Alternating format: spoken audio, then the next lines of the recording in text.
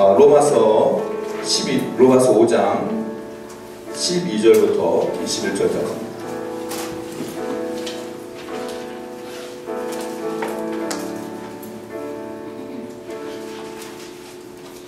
로마서 5장 12절부터 21절까지 말씀을 우리 함께 교독합니다. 그러므로 한 사람으로 말미암아 죄가 세상에 들어오고 죄로 말미암아 사망이 들어왔나니 이와 같이 모든 사람이 죄를 지었으므로 사망이 모든 사람에게 이르렀느니라. 죄가 율법 있기도 전에로 항상 있었으나 율법이 없었을 때에는 죄를 죄로 여기지 아니하였느니라. 그러나 아담으로부터 모세까지 아담의 범죄와 같은 죄를 짓지 아니한 자들까지도 사망이 왕노릇하였나니 아담은 오실 자의 모형이라.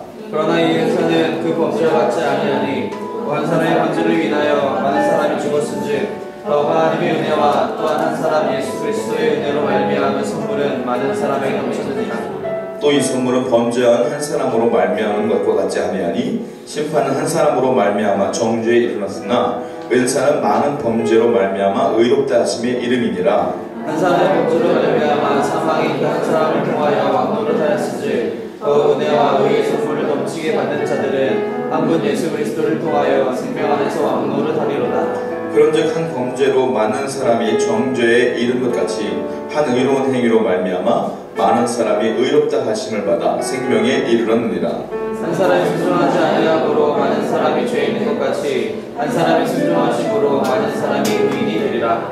율법이 들어온 것은 범죄를 더하게 하려 함이라. 그러나 죄가 더한 곳에 은혜가 더욱 넘쳤나니 이는 죄가 사망 안에서 왕노릇한 것 같이 은혜도 또한 의로 말미암아 왕노릇하여 우리 주 예수 그리스도를 말미암아 영생에 이르게 하려 함이라. 기도합니다.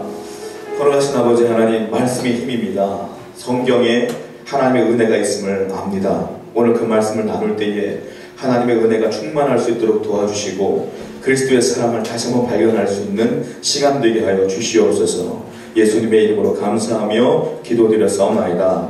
아멘. 로마서를 계속 우리가 묵상하고 있어요. 오늘은 5장 12절부터 마지막까지 읽게 되는데, 성경책에 있는 분들은 알겠지만 그 소제목에 성경에 아담과 그리스도에 관한 이야기라고 써있을 거예요. 아담과 그리스도. 왜냐하면 오늘 이 본문을 통해서 보면 가장 많이 나오는 단어가 있는데 아담이라고 하는 노골적인 단어보다는 한 사람이라고 하는 단어가 나오거든요. 근데 그것을 통해서 우리가 오늘 진리를 좀 발견하는 시간이 됐으면 좋겠어요. 한 목사님의 책에서 본 이야기예요. 목사님이 부흥회를 통해서 영국을 가셨대요. 영국 가기 전에 둘째 아이가 부탁을 하더라는 거예요. 아빠, 영국 갔다 오시면서 꼭 이거 하나만 사다 줬으면 좋겠어요. 그게 뭐냐면 그 영국 병정 인형 있죠? 그거를 사다 달라고 부탁을 하더래요. 얘가 어렸을 때부터 그걸 그렇게 갖고 싶어요. 그걸 안 했기 때문에 목사님이 그걸 꼭 갖고 오리라, 사갖고 오리라고 다짐을 하고 갔어요. 공항에 도착을 했는데 그쪽 교회에서 픽업을 온 거예요. 근데 첫날부터 집회하기 전부터 장난감 사러 간다 그러면 그 교회에서 욕할까봐 목사님이 꾹 참고 집회를 잘 마쳤어요. 마치고 몰래 이제 그거 사러 나갔는데 이게 쉽지가 않은 거예요, 사기가. 마지막까지 왔어요. 이제 떠나는 날이야. 어떡하지 목사님이 고민하시다가 공항 면세점을 다 뒤져봐야 되겠다는 생각으로, 그 마지막이니까 집회 다 끝났으니까 같이 나온 집사님께 부탁을 하고 이제 공항 면세점을 막 들리기 시작했어요. 없어요. 집사님 계시는 거 저 끝에 장난감이 많이 파는데 한번 가보세요 하고 목사님이 거기서 보니까 있는 거야. 마지막에 샀어요. 사가지고 왔는데 비행기 시간이 다 나오는 거야. 뛰었어. 목사님이 간신히 비행기를 타고 집에 왔어요. 초인종을 딱 눌렀어요.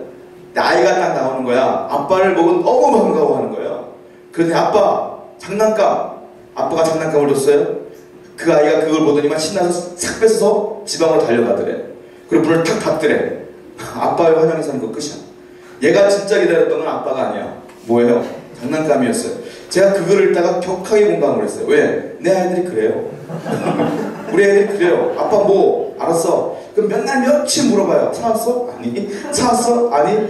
지겨워 사갖고 와요. 제가 사갖고 오면 띵동 누르면 좁아서 달려와요. 그리고 장난감 뺏고 지들끼리 가요. 끝이야. 제가 이 얘기를 왜 하냐면 제 목사님께서 그 장난감 병정을 사실 때까지의 과정을 생각해봐요. 사람들이 욕먹을까봐 툭툭 참아가면서, 그리고 막 설교하시면서까지 집회 인도하시면서까지도 그 뇌리에 계속 돌았을 거 아니에요. 그러다가 끝나고서도 그 비행 시간이 뭐 촉박함에도 불구하고 뛰어다니면서 사갖고 하셨단 말이에요. 그 과정을 하나도 몰라 이 아이들은. 목사님 얼마나 영웅감처럼 얘기하고 싶었겠어요. 안 들어. 장난감 온 게 중요한 거야. 제가 이 얘기를 왜 하냐면 우리가 마치 그런 것 같아요. 제가 여러분께 몇 번을 선포했어요. 당신은 구원받았습니다라고 선포했어요. 다 구원받았어요. 그런데 우리는 구원받은 것만 알아요. 구원받은 것만. 지난주 설교 5장 1절부터 우리가 설교를 했는데 구원의 현재적 축복을 제가 얘기했어요. 구원받은 사람에게는 평강이 온다. 그리고 연단의 인격이 생긴다. 그리고 소망이 생긴다. 기쁨이 충만하다. 이런 얘기들 했단 말입니다. 그런데 구원받은 사람에게 온 그런 축복들만 알지 과정은 몰라요. 과정은 아무도 신경을 안 써요. 여러분 이 구원이 왜 우리에게 왔는지 어떻게 왔는지 이 과정과 이 어려움을 아십니까? 그걸 묵상하십니까? 내가 구원받은 것에 기쁨만 충만하지 않습니까? 오늘 이 시간에 그 과정에 대한 얘기를 한번 해봤으면 좋겠어요. 그 과정, 어떻게 구원이 왔는가 한 3가지 정도만 본문을 통해서 묵상해봤으면 좋겠습니다.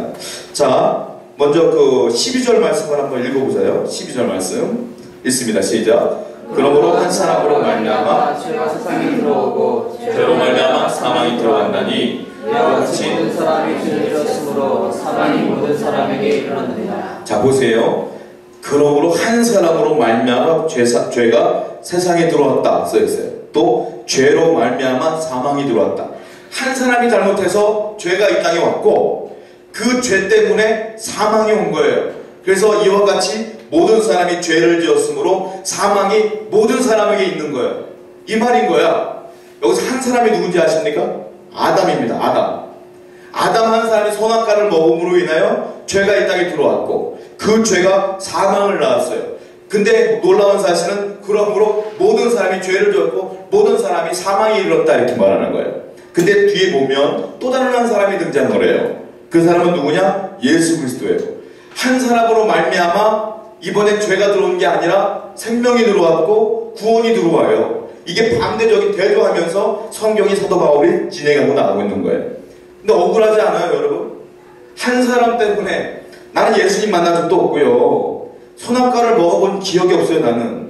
선악과를 먹고 내가 죄인이라고 하면 내가 억울하지도 않을 것 같아. 근데 여러분 선악과 먹은 적 없잖아요. 여러분 하나님 말씀을 듣고 거부한 적 별로 없잖아요. 그런데 성경은 뭐라고 하냐면 한 사람 아담 때문에 모든 사람이 죄가 생겼고 사망이 들어왔다는 거예요. 자, 이해가 안 돼. 이것 때문에 많은 사람들이 이해를 못하고 믿음으로 못 따르는 경우가 많아요. 근데 제가 예를 들어볼게요. 여러분 비행기를 타보셨잖아요. 비행기를 타면 파일럿이 실수를 하면 그 비행기 안에 모든 사람들은 그냥 가는 거야. 파일럿 한 사람 때문에.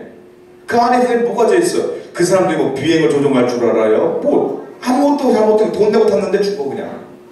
그 자동차 버스기사 돈 내고 버스를 탔어요. 버스기사가 졸거나 실수 한 번 하면 그 안에 있는 사람들은 그냥 다 가는 거예요. 이와 같은 거예요. 회사 같은 경우는 우리는 열심을 다해 아침부터 출근해서 돈 받아가면 열심히 일을 해요. 충성을 다해 회사에. 근데 사장님이나 회장님이 실수 한번 딱 하면 회사는 뒤집어지는 거예요. 내가 뭔 죄예요? 다 무너지는 거예요. 그와 같은 거예요. 그러니까 성경에도 보면 아브라함 얘기가 좀 나오지 않습니까? 아브라함에게 복을 준다고 하지 않아요? 근데 우리는 어떻게 받아들여요? 아브라함에게 말한 거지만 그것이 우리에게 동일하게 적용된다고 믿잖아요.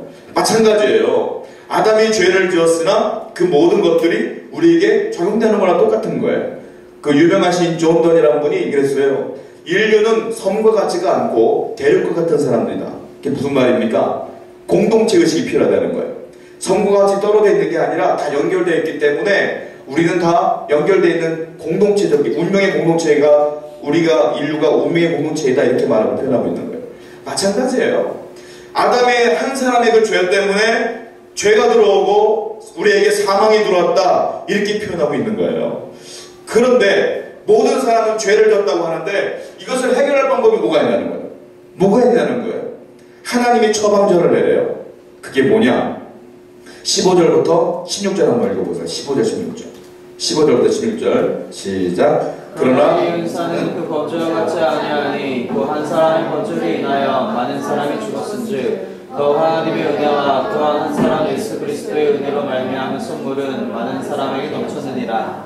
또 이 선물은 범죄한 한 사람으로 말미암은 것과 같지 아니하니 심판은 한 사람으로 말미암아 정죄에 이르렀으나 은사는 많은 범죄로 말미암아 의롭다심의 이름이니라. 15절 중간쯤 보면 뭐라고 썼냐면 한 사람의 범죄를 인하여 많은 사람이 죽었다. 그러나 더욱 하나님의 은혜와 또한 한 사람 예수 그리스도의 은혜로 말미암아 선물은 많은 사람에게 넘쳤다. 이렇게 써있어요. 즉 하나님의 처방은 뭔지 아세요? 예수 그리스도의 은혜예요.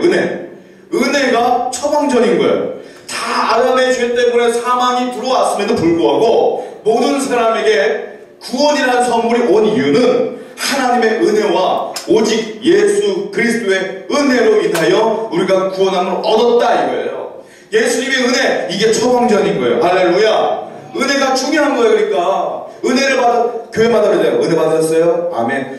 은혜 받는 게 중요한 거라니까요. 이 은혜를 입은 거예요. 우리가 예수님의 은혜를. 은혜가 뭡니까? 은혜가 이거를 사전적인 용어로 제가 설명해드리면 이거예요. 받을 자격이 없는 사람에게 강제로 주는 사랑, 이게 은혜예요. 내가 원하지도 않아요. 그런데도 강제로 주어진 사랑, 그게 은혜예요. 여러분들은 주님께 살려달라고 고백하지 않아도 내가 예수를 믿음으로 말미암아 그 강제적인 사랑이 임하는 거예요. 당신이 지금 조그만 죄를 짓고 하나님과 멀어진 것 같아도 하나님의 은혜는 어마어마하게 크기 때문에 변하지 않는다는 거예요. 그 은혜는 지금도 유효하다는 거예요. 하나님의 은혜가 여러분 가운데 있습니다. 할렐루야. 이걸 믿자는 거예요. 그러니까 내 인생에 절망감과 좌절감과 실망감이 몰려와요. 왜? 사단이 우리에게 그 감정적인 고뇌를 더 심각하게 만들어버린단 말이에요. 근데 이걸 기억하세요. 하나님의 은혜는 여전한 거예요. 내 안에. 이걸 아는 사람은 아무리 어렵고 힘든 감정적인 위험이 있어도 흔들릴 수가 없어요. 아니 흔들릴 수도 있죠. 넘어질 수 있죠. 그러나 그 은혜를 기억하며 다시 일어나는 거예요. 할렐루야. 다시 일어나세요. 이 은혜가 여러분 가운데 있습니다. C.S. 루이스가 영국 비교종교 학회를 갔어요. 근데 방을 잘못 찾아 들어간 거예요. 근데 그 다른 방은 뭐냐면 기독교와 타종교의 차이점이 뭐냐? 이걸 가지고 신랄하게 연구를 하고 토론을 하고 있었어요. C.S. 루이스가 잘못 들어갔어요. 그러면서 C.S. 루이스가 물어봐요. 여기 주제가 뭡니까? 예, 기독교와 타종교의 차이점을 뭐라고 했습니다. 유명하신 분이 오셨네요. 차이점은 뭐라고 생각하십니까? 질문을 했어요. 근데 루이스가 뭐라고 하냐면 은혜죠. 은혜입니다. 기독교의 은혜. 이게 가장 큰 차이점이 아닐까요? 물어보더래요. 불교는 고행이에요. 내가 열심히 노력하고 힘든 일을 겪으면서 내가 그 진리를 깨달아가는 과정이 있는 거예요. 불교는 고행이에요. 유대교는 언약이에요. 언약, 약속. 그 이슬람은 법전이에요. 그 뭐라 하죠? 그 코란? 뭐라 하죠? 그게 중요한 거예요. 근데 예수 믿는 우리는 은혜가 중요한 거예요. 예수님도요, 은혜를 계속 얘기해요. 뭐라고 하냐면 성경에 하늘을 바라보라. 하늘나라라는 새를 보라. 먹이지도 않고 기르지도 않았는데 잘 살지 않느냐? 이 은혜를 얘기하는 거예요. 들의 꽃을 보아라. 언제 누가 물을 주느냐? 하나님께서 물을 주는 거예요. 비를. 잘 자라지 않느냐? 이게 은혜예요. 햇빛을 보세요. 악인이나 선인에게 동일하게 내려가는 게 햇빛이에요. 이런 은혜를 얘기하잖아요. 외국인들이 한국에 오면 문제점들, 특이한 점들을 잘 끄집어냅니다. 우리는 몰라요. 여기 살기 때문에. 예수님은 그런 거야. 예수님은 그 은혜의 현상들을 잘 끄집어냈어요. 햇빛을 봐라, 새를 봐라, 들꽃을 봐라. 우리는 모르지만 주님은 잘 끄집어냈어요. 은혜를 얘기했어요. 예수님의 말씀을 보면 은혜를 분석한 적이 한 번도 없어요. 은혜를 이야기한 적도 한 번도 없어요. 예수님은. 왜? 그거는 당연한 거거든요. 예수님은 그래도 분석하지 않아요. 여러분 그렇습니다. 은혜는 여러분 삶에 늘 있는 거예요. 주님의 은혜는 늘 있는 거예요. 할렐루야. 이미 그분이 돌아가심으로 인하여 그 은혜는 나에게 있는 거예요. 할렐루야. 그러므로 분석할 필요도 없어요. 그 은혜를 누리면 되는 거예요. 근데 많은 분들은 그걸 잊어먹고 살아요. 내가 은혜 받고 있다는 걸 모르고 살아요. 이게 문제다 이거예요. 그러니까 내가 신경을 주는 거예요. 은혜를 다시 한번 기억하시기 바랍니다. 할렐루야. 요한복음 1장 17절 한번 찾아보시겠습니까? 요한복음 1장 17절에 찾아보세요. 요한복음 1장 17절.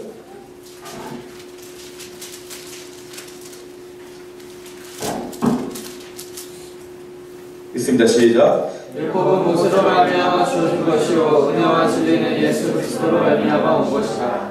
보세요. 율법은 모세로 말미암아 주신 것이요 은혜와 진리는 예수 그리스도로 말미암아 온 것이다 그랬어요. 근데 오늘날 교회의 문제가 뭐냐? 은혜는 잊어먹고요 진리에 집중해요. 진리가 뭡니까? 말씀이에요. 말씀이 중요하죠. 근데 동일하게 진리 못지않게 중요한 게 뭐예요? 은혜예요. 은혜와 진리는 예수로부터 온 거예요. 근데 많은 사람들은 진리에만 집중한단 말이에요. 교회가 냉랭해질 수밖에 없어요. 그러니까 은혜에 집중하셔야 될 줄 믿습니다. 할렐루야. 자, 우리가 그러면 은혜를 통해서 우리 예수님께서 주신 축복이 있어요. 뭘까요? 17절부터 21절까지 한번 읽어봅시다. 17절부터 17절부터 읽습니다. 시작. 한 사람의 범죄로 말미암아 사망이 그 한 사람을 통하여 왕노릇하였은즉 더욱 은혜와 의의 선물을 넘치게 받은 자들은 한 분 예수 그리스도를 통하여 생명 안에서 왕노릇하리로다. 그런즉 범죄로 많은 사람이 정죄에 이른 것 같이 한 의로 행위로 말미암아 많은 사람이 의롭다 하심을 받아 생명에 이르렀느니라. 한 사람이 순종하지 아니함으로 많은 사람이 죄인 된 것 같이 한 사람이 순종하심으로 많은 사람이 의인이 되리라. 율법이 들어온 것은 범죄를 더하게 하려 함이라. 그러나 죄가 더한 곳에 은혜가 더욱 넘쳤나니 이는 죄가 사망 안에서 왕노릇한 것 같이 은혜도 또한 이로 말미암아 왕노릇하여 우리 예수 그리스도로 말미암아 영생에 이르게 하려 함이라. 한 사람의 범죄로 말미암아 사망이 왔죠. 또 한 사람을 통하여 왕노릇하였죠. 그 은혜가 맨 처음에 17절 말씀 보니까 뭐라고 쓰여있냐면 더욱 은혜와 의의 선물을 넘치게 받는 자들은 은혜가 옴으로 더불어 온 게 뭐냐? 의. 단순히 은혜를 받고 구원받는 것으로 끝난 게 아니라 의롭게 살 수 있는 힘을 주신 거예요. 그리고 18절 말씀 보니까 뭐라고 쓰여있냐면 의롭다 하심을 받아 뭐라고요? 생명에 이르렀느니라. 은혜가 옴으로 의가 왔고 의가 옴으로 생명이 온 거예요. 생명. 그 다음에 21절에 맨 마지막에 뭐라고 쓰였냐면 예수 그리스도로 말미암아 영생에 이르게 하였느니라. 즉 하나님이 나에게 은혜를 주셨는데 그 은혜로 인한 또 다른 축복은 뭐냐면 의가 왔고 생명이 왔고 그리고 죽은 뒤에 영원히 살 수 있는 영생이 온 거예요. 너무 놀랍지 않습니까?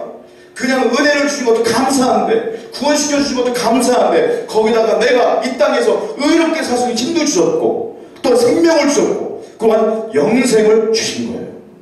질문을 해봐요. 왜요? 왜 이렇게 놀라운 축복을 주셨습니까?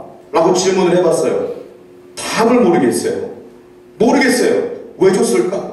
그냥 은혜만 주시지 왜 의도 주시고 생명도 주시고 영생도 줬을까? 나는 모르겠어요. 여러분들 아십니까? 우리는 모르겠어요. 우리가 뭐가 달라서 우리가 뭐가 하나님께 의로운 사람에게 이런 축복을 주셨습니까? 모르겠어요. 그래서 찬송가가 생각났어요. 이제 불러볼게요. 하나님의 은혜로 있을 데 없는 자 왜 구속하여 주는지 난 알 수 없도다. 여기까지. 하나님의 은혜로 있을 데 없는 자 왜 구속하여 주시는지 난 알 수 없도다. 이 찬송가를 만드신 분도 나랑 똑같은 생각인 것 같아. 그분도 모른대. 왜 은혜를 주는지 자기도 모른대. 여러분, 하나님이 왜 여러분에게 은혜를 주셨을까요? 우리는 몰라요. 근데 추론해 볼 수 있는 답은 있어요. 은혜를 누가 주는지 아세요? 사랑하는 사람이 주는 거예요. 그분이 우리를 너무너무 사랑하셨기 때문에 주신 것 같아요. 할렐루야. 그 사랑이 우리 가운데 있는 거예요. 하나님의 사랑은 뭡니까? 아가페적인 사랑이라고 하죠. 이 아가페의 핵심단어가 뭔지 아세요?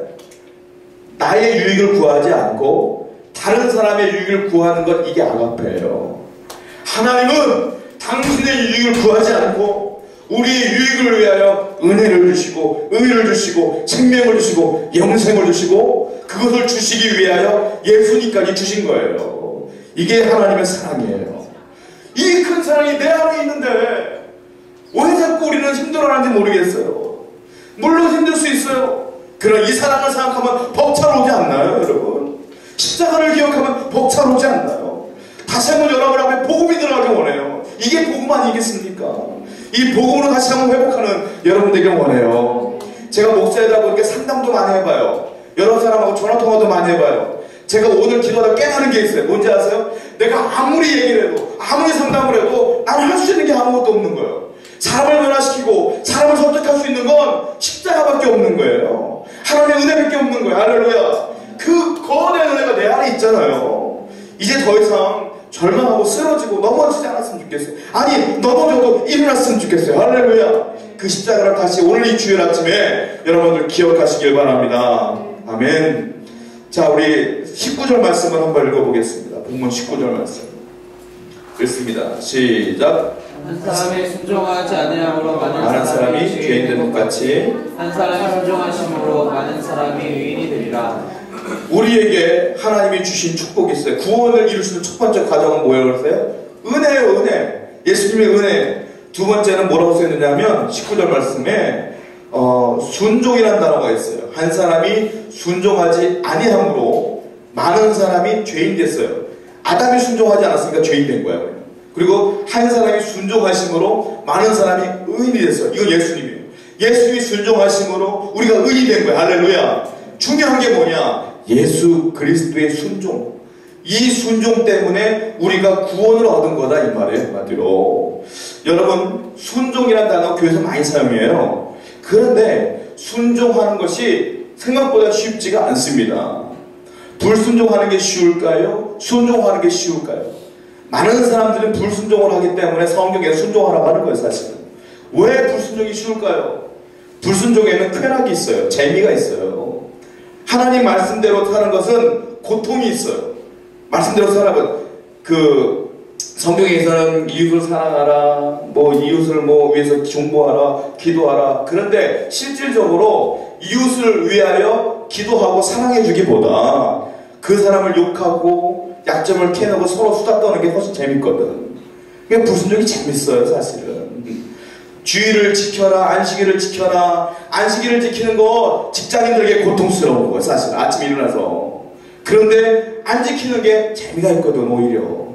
그러니까 불순종이 훨씬 더 쉬운 거예요. 순종은 고통이 있어요. 자, 히브리서 보세요. 11장 25절.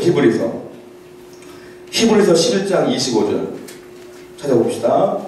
히브리서 11장 25절. 자, 읽어볼게요. 히브리서 11장 25절 읽습니다. 시작. 도리와 내 백성과 함께 고난받기를 잠시 죄악의 납을 누리는 것보다 더 좋아하고. 보세요. 하나님의 백성과 함께 고난받기를 잠시 죄악의 납. 죄악의 납. 이게 불순종이 누리는 쾌락이에요. 죄악의 납. 그런데 앞에 뭐라고 써있어요? 잠시. 그거 기억하셔야 돼요. 여러분이 누려지는 불순종의 쾌락은 잠시 있는 거예요. 잠시. 예배 한번 빠져봐요. 처음엔 좋아요. 계속 빠져봐요. 이거 괴롭기 시작하는 거예요. 영적으로. 잠시 있는 거예요. 쾌락은.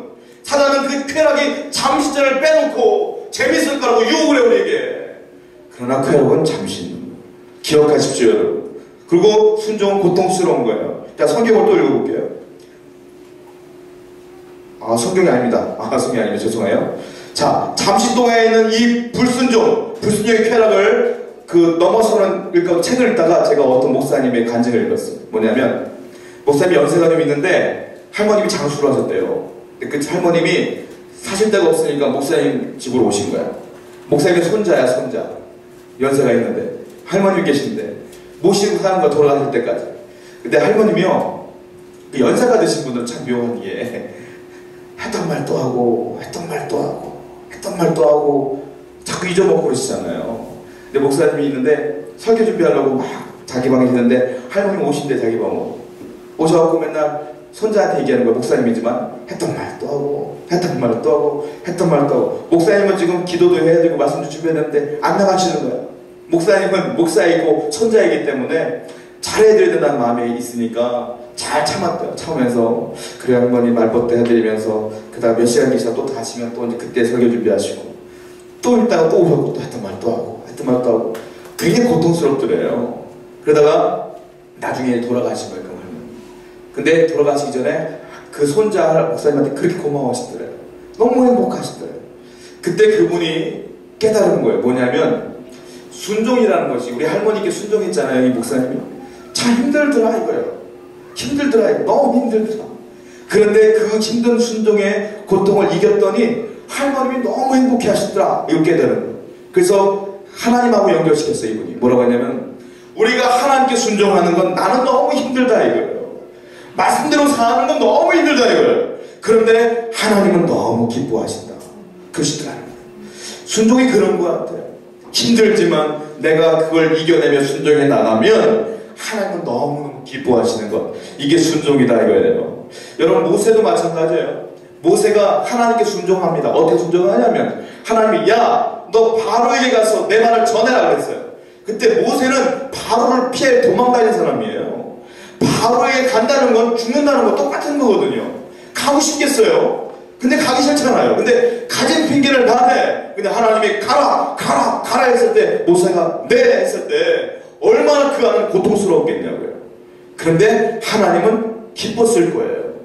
그리고 하나님께서 또 말씀하시죠. 르비딤 전투 기억하시는지 모르겠어요.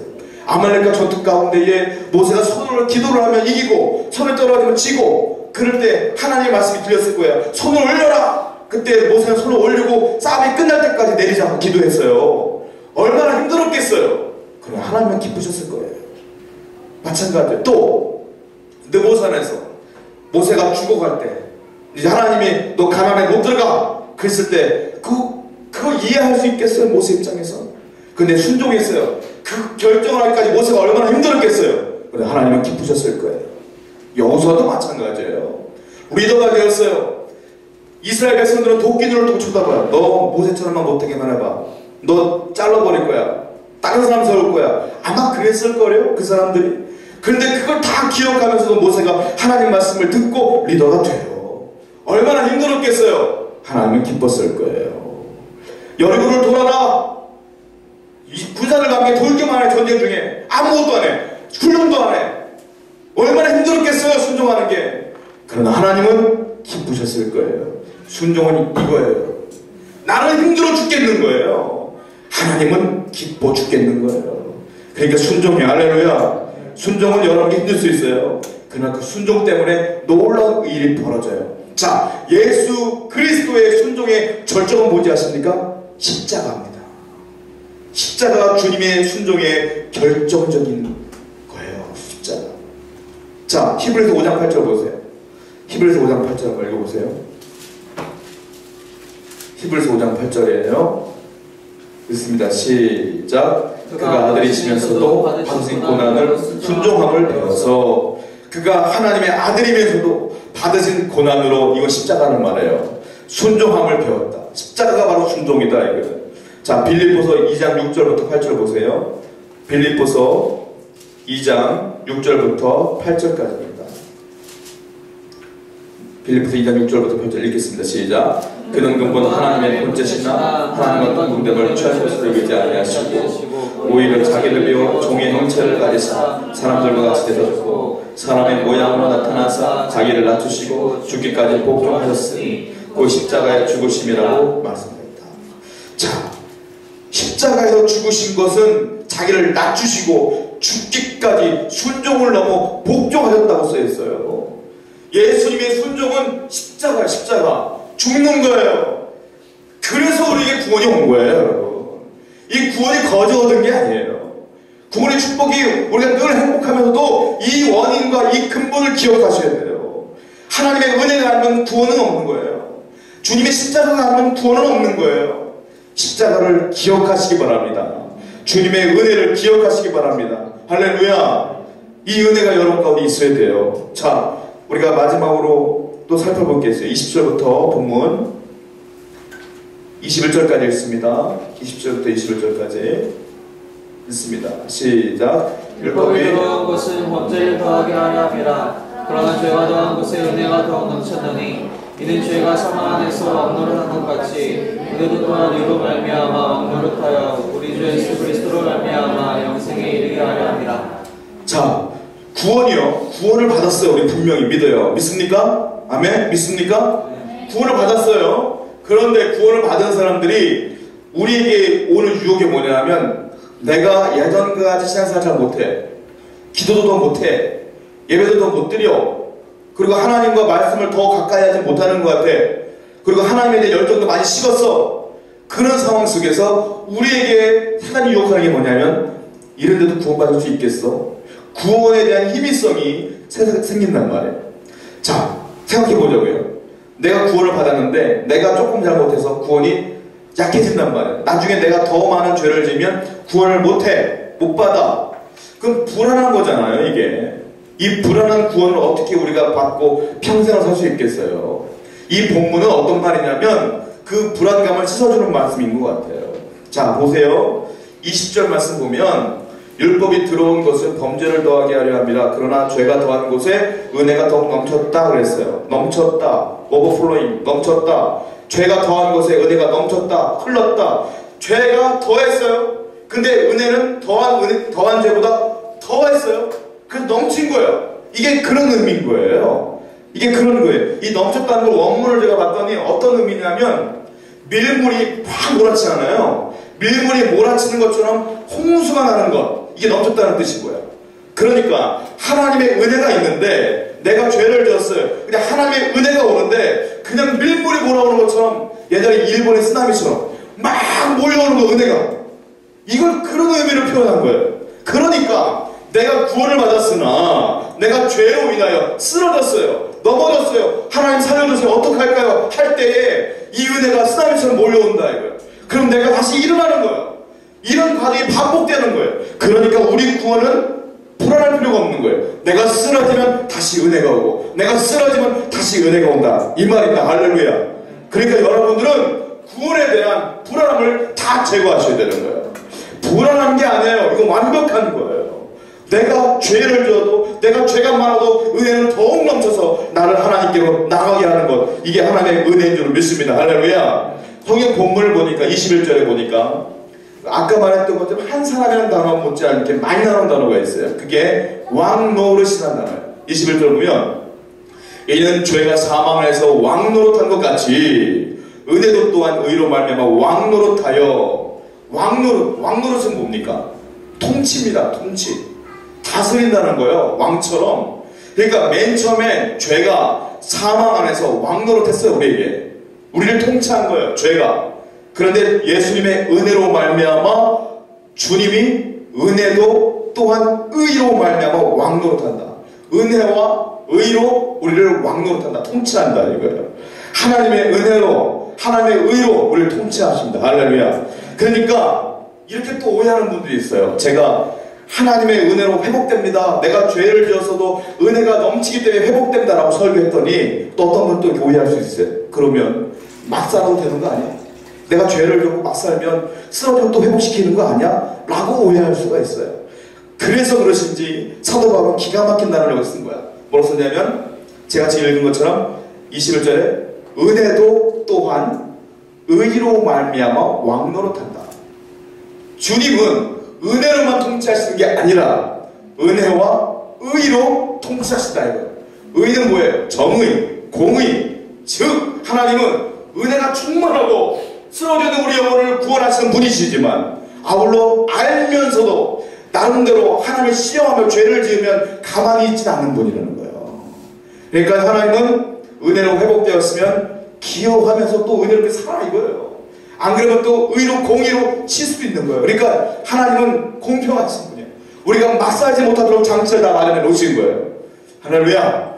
여러분, 그분은 구원받았다고 우리가 자유를 만끽하고 마음대로 살면 안 되는 거예요. 하나님의 은혜를 기억하고 또한 내가 힘들 때마다 은혜를 간구하며 살지만 하나님 뜻대로 사는 하나님의 노력이 필요할 줄 믿습니다. 아멘. 마지막으로 제가 한 말씀 드리고 마칠게요. 누가복음 15장을 보면 탕자의 비유가 나옵니다. 탕자가 아버지에게 몹쓸 짓을 너무 많이 해요. 돌아가시지도 않는 아버지에게 유산을 달라고 막 얘기를 하면서 유산을 기어코 받아서 자기 스스로 허랑방탕하게 살다가 뭐 여자들과 함께 또한 술을 먹고 친구들과 함께 자유롭게 젊은 시절을 보내다가 돈이 똑 떨어진 거예요. 그러다가 그가 돼지 쥐염 열매를 먹으면서 고백하는 게 나오죠. 내 아버지 집은 종이 있는데 하염이 있는데 집도 있는데 내가 왜 이렇게 살아? 그다음 그가 돌아갑니다. 돌아가니 놀라운 일이 벌어져요. 아버지가 집 앞에서 기다리고 있었어요. 그리고 탕자를 맞이하며 입 맞추고 목욕시켜주고 소잡아주고 옷 입혀주고 다시 아들로 회복시켜준 장면이 나와요. 저는 생각났어요. 그 하나님의 은혜는 예수님이 비유로 말씀하신 것이지만 그게 정말 하나님의 마음이 아닐까? 예수님의 마음이 아닐까? 내가 비록 하나님께 마음에 들지 않는 행동을 하며 하나님과 상관없는 삶을 살다가 이제 회개하고 돌아오면 여전히 나를 사랑하시는 것, 그것이 오버플로잉, 은혜가 흘러 넘치는 것, 이것이 그것이 아닐까라는 생각이 들었어요. 여러분, 그렇습니다. 당신이 지금 일주일 동안 어떻게 살았는지 저는 모르겠어요. 당신만이 알겠죠. 그러나 그럼에도 불구하고 오늘 이 자리에 나와서 하나님께 진심으로 나갈 수만 있다면 하나님은 여전히 여러분들을 받아주십니다. 이것이 하나님의 은혜인 줄 믿습니다. 아멘. 이것을 다시 한번 회복하고 다시 일어났으면 좋겠어요. 마지막으로 인사하고 마칠게요. 다시 일어납시다. 인사하겠어요. 다시 일어납시다. 아멘. 기도하겠습니다.